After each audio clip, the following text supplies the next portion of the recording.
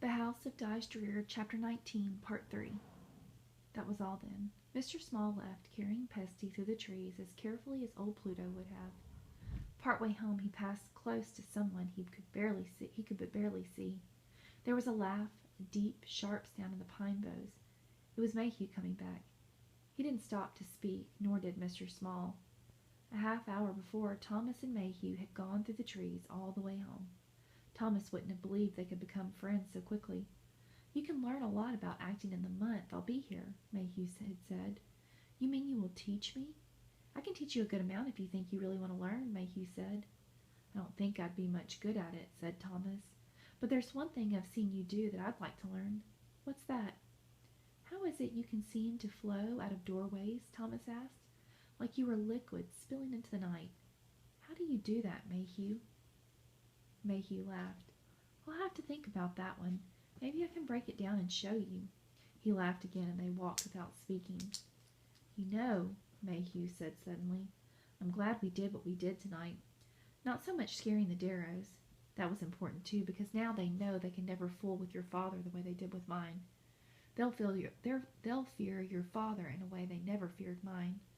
They'll fear him not as a devil, but as a man. He will have the right to say who can pass here and who cannot. Yes, they'll be afraid of him and the law he won't hesitate to use against them. But what I mean to say about being glad is that my father had such a good time with it. I felt closer to him tonight than I think I ever have." "You never liked him much?" Thomas asked. He felt he could ask that. He felt Mayhew wouldn't mind talking about it. "No, I never did," Mayhew said.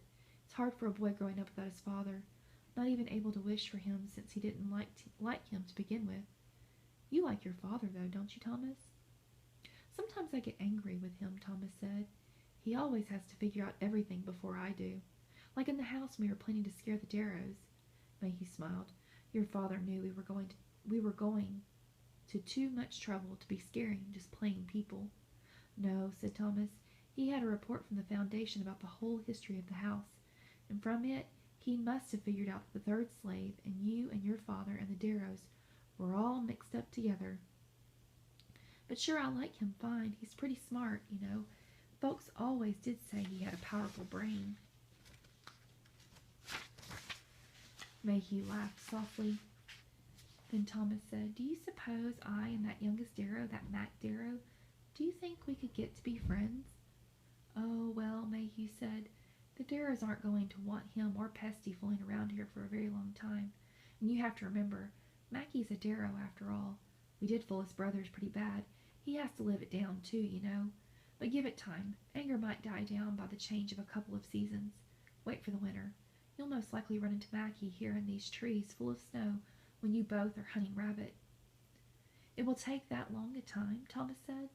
"That's not a long time. When you begin to think it is, just remember, Father hunting 30 years for his legacy, which might have never existed. Yes, winter will be here before you have got to know this land properly. You will feel and breathe an air so cold that all things holding warmth will be your friend." "You love it here," Thomas said. "How come you go away from it?" "That's my secret, my friend," Mayhew said. "Not all questions can have answers to be said out loud."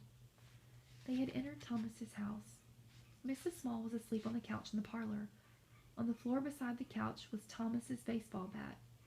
"I'll be going," Mayhew whispered again. "I won't see you tomorrow. I have to take care of business in Dayton. I'll see you the next day, though, and we will maybe start your stage lessons." Thomas said good night to him. He didn't wake Mrs. Small, but went up to his own room. He didn't even bother about the captain's chair, which still sat with its back to the room. There were his carvings, so familiar, grouped on the mantelpiece. Falling across his bed, he was instantly asleep. Thomas awoke about 10 o'clock the next morning. His clothing was hardly wrinkled, but he was stiff in every muscle. He washed his face, brushed his teeth, and combed his hair.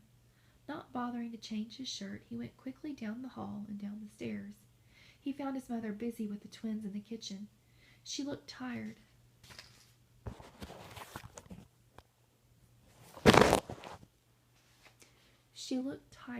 But she smiled at Thomas pleasantly and fixed him a heaping plate of ham and eggs with potatoes. Thomas ate all of it in a few minutes. He had 2 glasses of milk and 2 slices of toast. "You were hungry for sure," Mrs. Small said. "Did Papa tell you about last night?" Thomas asked. "Did he tell you how we did it?"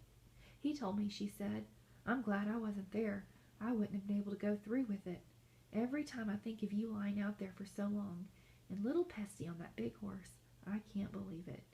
"It was really something," Thomas said. "We scared those Darrows half to death." He had forgotten about his own fear. "Where's Papa anyway?" he asked. He didn't think to inquire after Pesty. "Over at the cavern," Mrs. Small said. Thomas kissed his brothers. "Boys, you like this big old house of Small's? You going to get lost in it and cause me worry?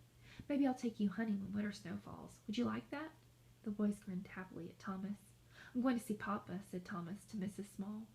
"Tell him I expect him back here at 11, she said. "He went out after having only half a cup of coffee, and he will have to take you to register for school sometime. He's got an appointment at 1 to see someone at the college, and later on I would like to see that cavern for myself. You tell him now, Thomas." Thomas went. The morning was fine and clear, and the trees on the hill as he went through them were fresh with dew. In no time he was over the hill and in Mr. Pluto's cave. Inside the cave there was a ringing, pounding noise going on. It was a noise of metal beating against metal. Thomas walked the short tunnel to the main cave. A great fire roared in Mr. Pluto's forge. Every once in a while Mr. Pluto turned to work his bellows. Then Pluto would hammer on white-hot metal held over the fire. He paused a moment as Thomas came close. "What are you doing?" Thomas asked him. Mr. Pluto was dripping wet, but otherwise looked strong and healthy. "I'm making the biggest lock you ever did see," he said. "And good morning to you." "Good morning," said Thomas. "What for?" Pluto beat and turned the white-hot metal. "For to lock good those plank doors you just came through." "You never locked them before," said Thomas. "I know it," Pluto answered him. "Well, you surely don't need to lock them now," Thomas said. "I know that too," old Pluto said, "but I think I will just the same. I haven't had something to do in so long." He beat and turned the metal that now took shape. Thomas stared at him with his mouth open. A grin spread across his face. Then he asked if it were all right to go into the cavern. Mr. Pluto said for him to go right ahead. Thomas walked to the wall where the rope was. He pulled down on that rope and watched the wall slide back. Within the cavern the wall slid closed behind Thomas. He took his time going through the stalagmites. He walked around them to touch them, feeling the damp coolness of them. Far below sat his father at Mr. Pluto's desk. Mr. Small worked furiously on long sheets of yellow paper. He had books and ledgers from the cases piled on the floor around him. Thomas went down the ramp, taking his time. Finally he stood before his father. Mr. Small sneezed and coughed. His nose was running. He glanced up at Thomas and nodded a hurried greeting. "Listing everything?" he said. He shook his head. "There is so much. This is only the beginning, and it makes fine reading. I have to read it, don't I? It will take me years." "Is that what you're going to do? List every bit and piece of it?" Thomas asked. Mr. Small stopped long enough to blow his nose. "Well, we have to know how much there is," he said. "Since we don't know where Drear got it all, we can at least make a record of what it is. If the foundation is to have any order, if it should wish to start a museum—" He folded his handkerchief and began to read to himself from some volume that looked to Thomas as though it would fall into dust at any moment. "Papa," Thomas said. "Shh, Thomas, there is so much to do. Years." Thomas told him what Mrs. Small had said. "Yes, yes," was all Mr. Small answered. Thomas couldn't tell if his father had listened or not. Mr. Pluto's brown throw was lying on the floor by some books. Thomas went around, picked it up, and carefully put it around his father's shoulders. "You caught yourself a cold," he said softly. "You'd better take care." Mr. Small continued reading. Once he smiled vaguely at Thomas, but not unkindly. But his eyes were full of the eager concern he had for the work ahead of him. It was then Thomas saw Pesty sitting at the very top of the ladder. Next to the shelves of bottles, she had a cloth in her hand. She smiled at Thomas and held out the cloth. Thomas placed a finger to his lips and shook his head. He held out his arm to her. Pesty came halfway down the ladder, and Thomas lifted her the rest of the way. He went up the ladder and seated himself at the top. Again he held out his arms for Pesty. She climbed up and sat a few rungs below him. "Papa's going to work himself until he catches the flu," he whispered in Pesty's ear. "If he gets sick," she whispered back, "you'll have to give him the medicine like I do for Pluto." They sat for a long time then, without saying anything.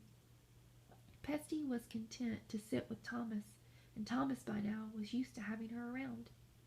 Looking at the cavern from high up was different than seeing it down below. Suddenly Thomas saw the thick chain almost hidden by bright tapestries. He had noticed it the first time he and Mr. Small had entered the cavern. Now he could tell what was at the end of it. He pointed at it for Pesty. She nodded. "It's been up there forever," she whispered.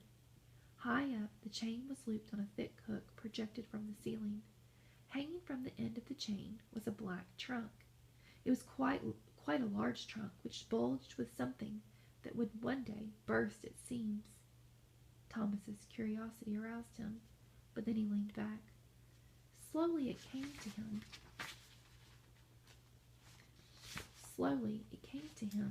that he didn't care at all what was in the trunk. In the vastness of the cavern, one more item didn't seem to matter. Let it stay a mystery, he thought. As long as the chain and hook can hold it, just let it stay there. He didn't bother to look at it or think about it again. He and Pesty sat watching the still form of Mr. Small, almost hidden beneath Mr. Pluto's throw. They would wait for as long as they had to. They would wait on the ladder by the bottles as long as it would take Mr. Small to remind himself of them and need them to help. And they didn't mind the waiting. Not this day nor the days to come. They had years.